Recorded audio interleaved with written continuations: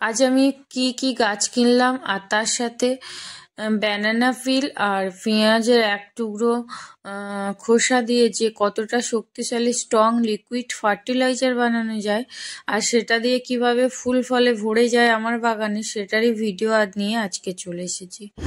তো বন্ধুরা, প্লিজ আপনাদের কাছে অনুরোধ রইল, সাবস্ক্রাইব করবেন আর পাশে থাকা বেল আইকন প্রেস করে দেবেন যাতে আমার নতুন ভিডিও আপনাদের নোটিফিকেশন পেয়ে যান। বন্ধুরা, এই 3 পিস মেরিগোল্ড কিনেছি আর এগুলো আমি একদমই কম প্রাইসে পেয়েছি। আর মেরিগোল্ডগুলো এত সুন্দর আমার কাছে আছেও, তারপরেও আমি এতগুলো মেরিগোল্ড নিলাম। আর নিয়ে নিলাম বিটের চারা 1 বান্ডিল। আর এখানে নিয়ে নিলাম বাগানভিলিয়া। এটার গাছ আমি 2টো নিয়েছি, এটা আমার কাছে ছিল না, তো অনেক দিনের ইচ্ছা ছিল এই গাছ 2টো কেনার, তো আজ কিনেই ফেললাম। আর তার সাথে নিয়ে নিলাম একটা অ্যাডিনিয়ামটা 100 টাকা নিয়েছে। আর এখানে নিয়ে নিলাম বাগানভিলিয়াসগুলো 50 করে 100 টাকা 2টো গাছে নিয়েছে। আর এই যে চন্দ্রমল্লিকা এটা স্নোবল ভ্যারাইটিস, এটার আমার কাছে মেরুন আছে, এটা হলুদ, তো এটা নিয়েছে 50 টাকা। তো আজকের এখানে একটা ইয়েলো জবা আছে, জবাটা নিয়েছে 70 টাকা। তো আজকের এই শপিং বন্ধুরা। তো গাছ এত ভালোবাসি যে গাছ না কিনেই পারা যায় না, গাছের দোকানে গেলেই তো গাছ কিনেই ফেলি। আর তার সাথে নিয়ে নিলাম একটা লাকি বাম্বু। আমাদের কাছে কেন লাকি বাম্বু, কতটা লাকি, এটা আমাদের জীবনে কি আনে, বাড়িতে কোন দিকে রাখতে হয়, জীবনে কতটা সৌভাগ্য আনে, এর আগেও আমার কাছে আছে সেটা। আর এটা নিয়ে আমি একটা বড় ভিডিও দেব আপনাদের।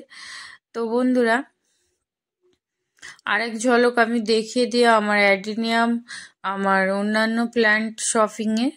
আর এখন আমি চলে যাচ্ছি ব্যানানা পিল। ব্যানানা আপনারা খান, কিন্তু আপনারা কি ব্যানানা ফেলে দিচ্ছেন? একদমই ফেলবেন না। এই ব্যানানা যে কতটা উপকার, আর এই ব্যানানা দিয়েই যে কতটা স্ট্রং শক্তিশালী লিকুইড বা তরল সার পাওয়া যায় সেটা নিয়েই ভিডিও। আর সেটা দিয়েও শুধু গাছ করা যায়, আজকের ভিডিওটা আমি সেটা নিয়ে বলবো। তো প্রথমত আমি ব্যানানাগুলোকে টুকরো করে নিচ্ছি, এই ব্যানানা পিলগুলোকে টুকরো করে। আর এখানে আমি গ্লাসে জল নিয়েছি, এই গ্লাসের মধ্যে একটা পেঁয়াজের যতটুকু খোসা বেরোয় সেই খোসাটা দিচ্ছি। পেঁয়াজের খোসায় কিন্তু অনেকটা পটাশিয়াম থাকে, যেটা ফুল ফোটাতে আবার ফুটতে সাহায্য করে।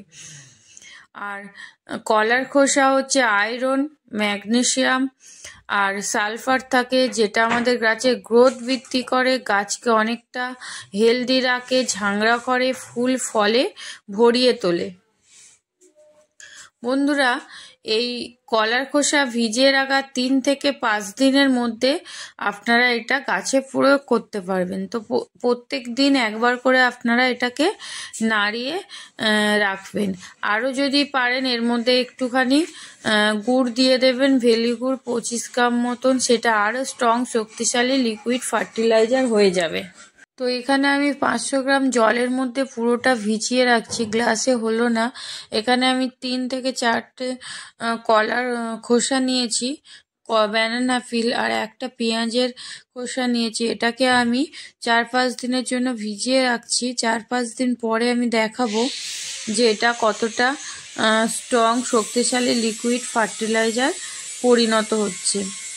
তো বন্ধুরা দেখুন, 5 দিন পরে ফিরে এসেছি, দেখুন জলের কালার চেঞ্জ হয়ে গেছে। আর পেঁয়াজের খোসা, কলার খোসা দিয়ে একটা স্ট্রং শক্তিশালী লিকুইড ফার্টিলাইজার তৈরি হয়েছে। আমি এটা একটা প্লেন গ্লাসে দেখালাম জলের কালারটা, এবার আমি আপনাদেরকে দেখাবো যে এই লিকুইড ফার্টিলাইজারের কালারটা কতটা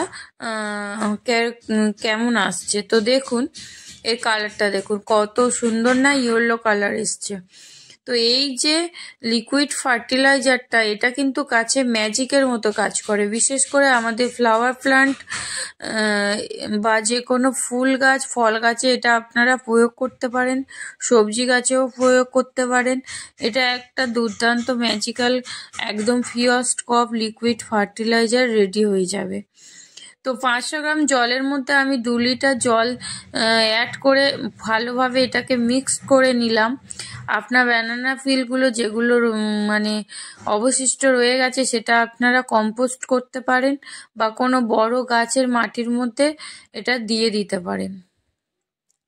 এখানে আমি একটা দুর্দান্ত রেজাল্ট দেখাই। এই যে স্ট্রবেরি গাছটা দেখছেন, এই স্ট্রবেরি গাছটা কিন্তু আমার একদমই নতুন। এটা আমি 2 সপ্তাহ এনেছি ছেলের বায়নাতে।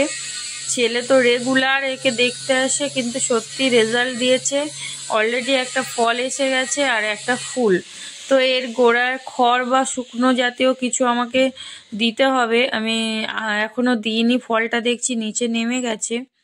তো ফল কিন্তু মাটিতে টাচ করলে হবে না। তো আমি ফলের জন্য কিছু ব্যবস্থা করব, তখন আপনাদের সাথে শেয়ার করব। আর এই ব্যানানা পিল কিন্তু শীতের এই যে ছোট ছোট ফুল গাছগুলোতে আপনারা দুর্দান্ত রেজাল্ট পাবেন।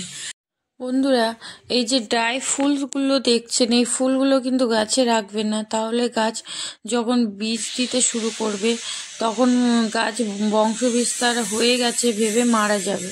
তো অবশ্যই আপনারা এই ফুলগুলো কিন্তু কেটে ফেলবেন। আর যত আপনারা এই ড্রাই ফুলগুলো কাটবেন, গাছ গ্রোথ নেবে, গাছ পুরো টবে ভরে যাবে, আর তার সাথে সাথে সবুজ হয়ে থাকবে, আর অনেক দিন পর্যন্ত গাছ বেঁচে থাকবে।